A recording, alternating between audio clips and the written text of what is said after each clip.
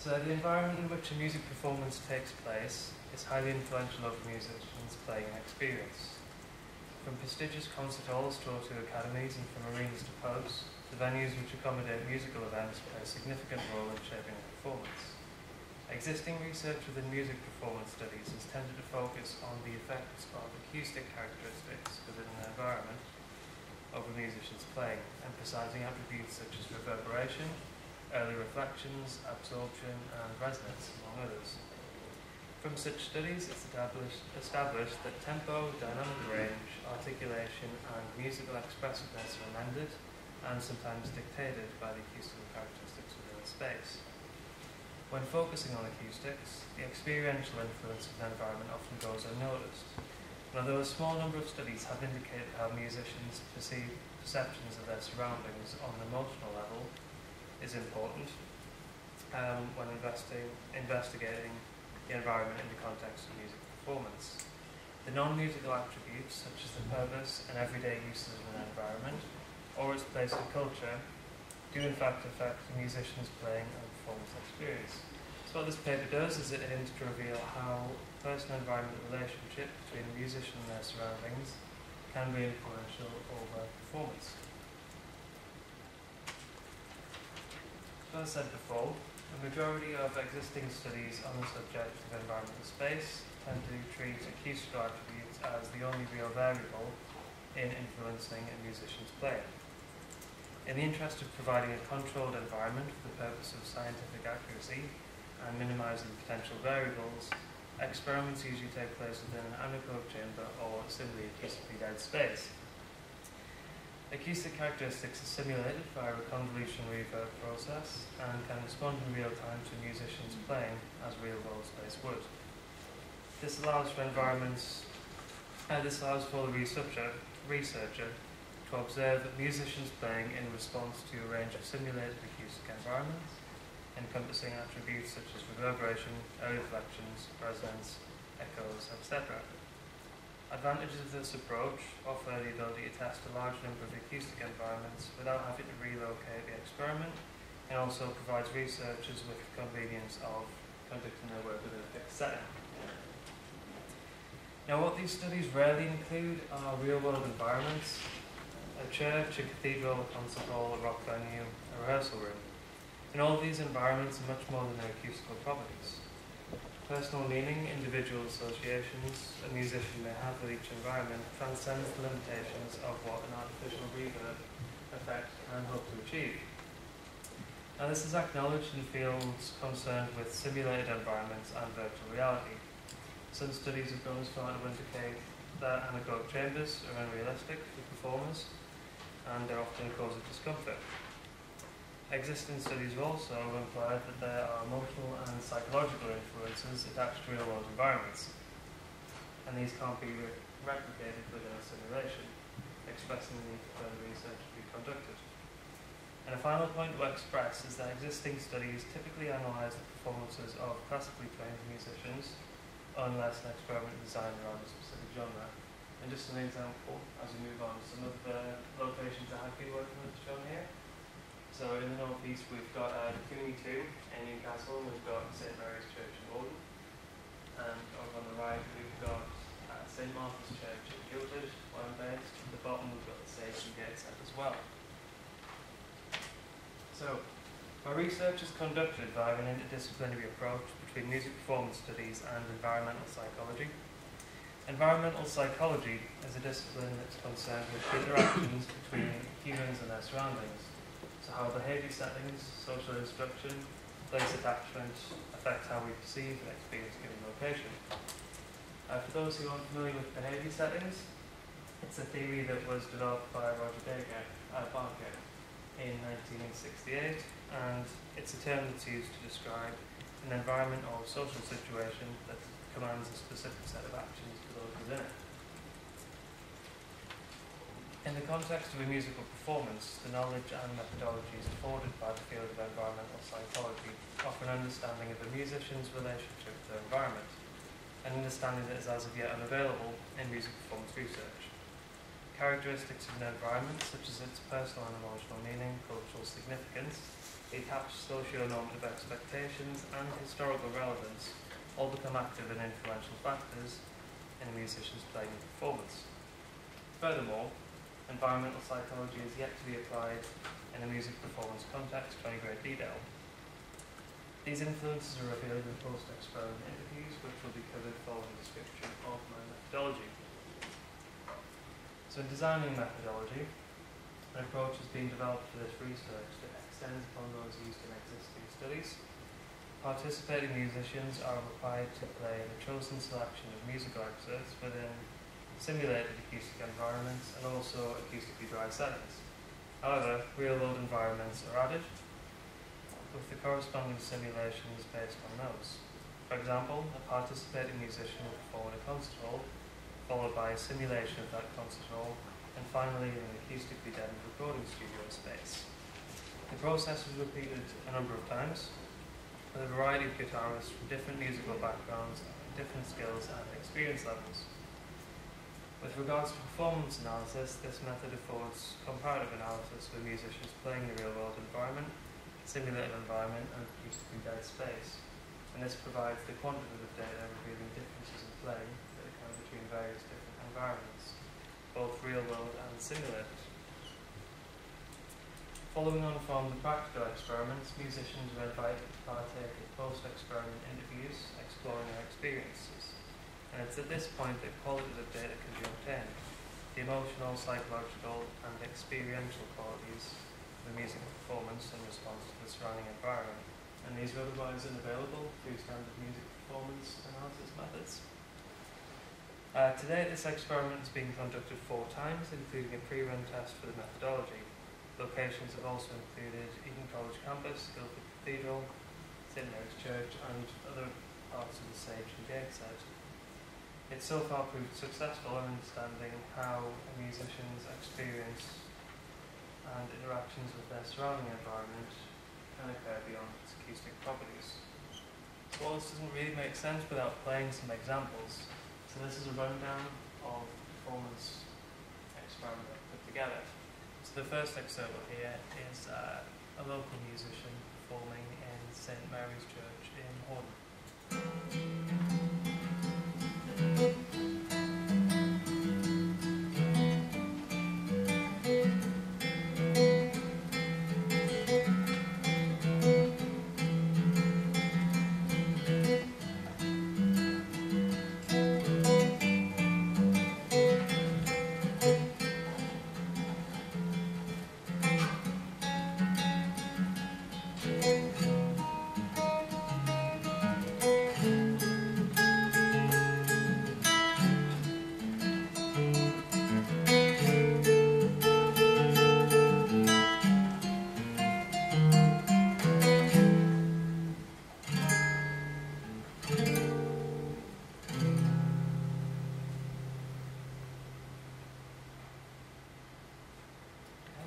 The same musician played the same excerpt, but in a simulation of the same church they just played it.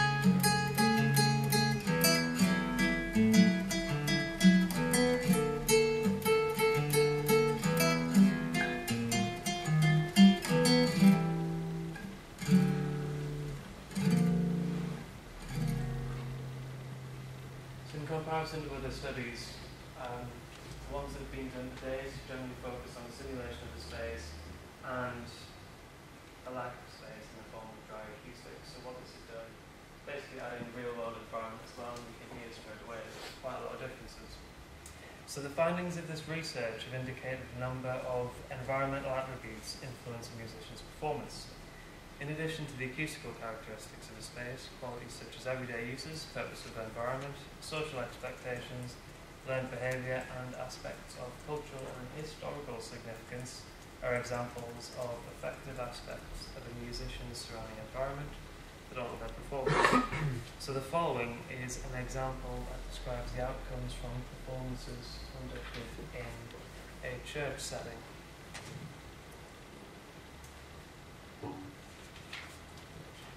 So, from an early age, we are taught not to run and not to shout in a church, that disruptive conduct is disrespectful, and there is an etiquette that we're expected to follow. And this is an example of socio-normative expectation. An instinct instructs the learned behaviour associated with a specific environment. A behaviour setting is established. Participating musicians adhere to these requests, which becomes a factor in the performances within a church setting. In response to the acoustical characteristics of a church setting, a noticeable reverberant response playing results in a slowing of tempo and altered dynamic range. It's likely that the pressure added to the strings is increased as a way of further projecting the sound of an instrument in a large space. This knowledge has already been applied to existing studies. When compared to the following performances, the same episodes, the simulated acoustic environments of the churches, change in tempo, dynamic range remain, the increased pressure does not. This immediately indicates the effect of a physically large space over a musician's approach to their playing that is not replicated in the simulated space, despite the acoustics being digitally created with the highest of accuracy. In a recording studio, there's less of a perceived need to project the sound of an instrument further, and the musicians record accordingly. All but one of the participating musicians have so far behaved as expected in the place of worship. Calm and peaceful behaviour, acting with respect to the beliefs presented in the surroundings, speaking quietly and minimising any playing between recording takes. The one anomaly was a participant who appeared highly excitable, energetic in performing, loud in their playing and communication, and in general they were acting in ways that would be deemed disruptive when inside church. So during the post-experiment interviews, a number of interesting details about participant individual experiences are revealed. For example, all of the guitarists involved in this research indicated that they felt performing in a church setting was conflicting with the belief systems associated with the environment. One guitarist remarked he wouldn't play flamenco in a church when describing what is musically acceptable. Another guitarist stated, "It feels slightly wrong to be playing flamenco in a church," as one of their chosen excerpts was in that style. The two guitarists from different countries live in different parts of the UK, play different styles of music, are at different skill levels and have different religious beliefs, yet their concerns about what's appropriate within a church remain the same. So the one participant whose behaviour proved to be an anomaly was not purposefully trying to act disruptively or show disrespect to their environment. When questioned about their seemingly unusual behaviour during the interview, they revealed that they were actually a big fan of horror films. The 1976 horror film The Omen was filmed in Guildford Cathedral, which the musician accredited the excitement. The attribute of a personal meaning and significance that could not have been identified through music performance alone, yet completely changed the individual's playing and performance experience in ways most expected. Despite the churches used in this experiment having impressive acoustic qualities, the expansive reverberation and musical resonances, the remaining musicians involved approached their performances with a sense of caution due to the concerns of behaving disruptively. This sense of unease was not later replicated in the recording studio when simulated acoustic environments of the church were introduced, further resolving that the environment is much more than its acoustical characteristics within the context of musical performance. Other examples of the experiments today reveal a shared sense of nervousness in participating musicians when performing in concert halls. In the case of Studio 1 at the University of Surrey, which depicted on the bottom left, the hall is often used for public performances and instrumental exams. Despite there being no audience in attendance or exam taking place, participants admitted to a great sense of performance anxiety. They would sit up straight and show signs of increased frustration if any mistakes were made. The negative effects of being in a recording studio have also come to attention, where red light fever causes performance anxieties in even the highly experienced professional musicians. All the technology and materiality of the studio itself suggests to the participants that their performance can be fixed later. Both of these influences impacted the musician's performance considerably and relate to previous experience and personal meanings that they attach to the environment. So, the research has also indicated a significant divide between participants who have received formal training and play within a classical background when compared to participants from pop, folk and experimental genres. For classical guitarists, there's a large emphasis on delivering a precise performance and playing the score. The acoustics of the space impact this approach to performance in that there is a focus on playing to accommodate the space whilst also trying to remain faithful to the notated music. In highly reverberant spaces, one of the classical guitarists expressed frustration at not being able to tune their instrument. They reluctantly accepted the tuner halfway through. They later remarked that they struggled to play at the tempo the score indicated, resulting in a disappointing performance and disappointing experience. Although they stated an obligation to adhere to the expectations of a church setting, their main concern is the inability to perform as desired. For non-classical musicians, the acoustical characteristics of the space seem to offer grounds for experimentation and accompaniment, where the instructional alteration in playing is not necessarily a negative outcome. The results of these experiments have also revealed a divide between visiting and local musicians in regards to performance environment. A local musician is likely to be familiar with the cultural significance of an environment, whereas the visiting musician approaches it with somewhat of an outsider's perspective.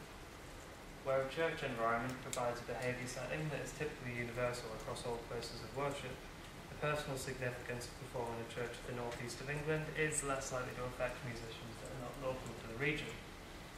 In this experiment, two of the participants from the northeast of England expressed a sense of great sadness when performing in St Mary's Church. This was due to the building being situated in the next mining village that is seemingly forgotten since closure of the mining activity, which a vast majority of local residents relied on for their livelihood. These participants felt emotionally connected to the wider environment, and this carried across in their performance. When a participant who's lived in a similar ex-mining village was asked about the influence of local history, they simply and quite bluntly replied, "Well, that's just the northeast." So, to summarise, the findings of this ongoing research project reveal that there are a number of environmental attributes that influence a musician's playing and performance experience beyond its acoustical characteristics. The adaptation of methods typically found in the field of environmental psychology have allowed for a wider range of aspects of environmental space to be introduced into existing research and music performance studies. Rather than disregarding the available research, this project provides an extension by including real-world environments and investigating participants' individual experiences throughout the various stages of performance. Behaviour settings and social expectations change a musician's approach to performance in a way that is not replicated with a simulated environment. However, psychological and emotional impact as a result of acoustical characteristics can occur within simulations. For example, the performance anxieties brought on by harsh acoustical characteristics within the stage rehearsaries are also experienced in corresponding simulations. The implications that these findings have affect the way performance and recording spaces are approached. In the case of church settings, although acoustical characteristics are often impressive and musically complementary, the musician's actions are likely to be influenced in such a way that their performance is altered. Existing research suggests that a musician will play a certain way in response to an environment due to its acoustics. And this research reveals that there are more environmental attributes beyond acoustics.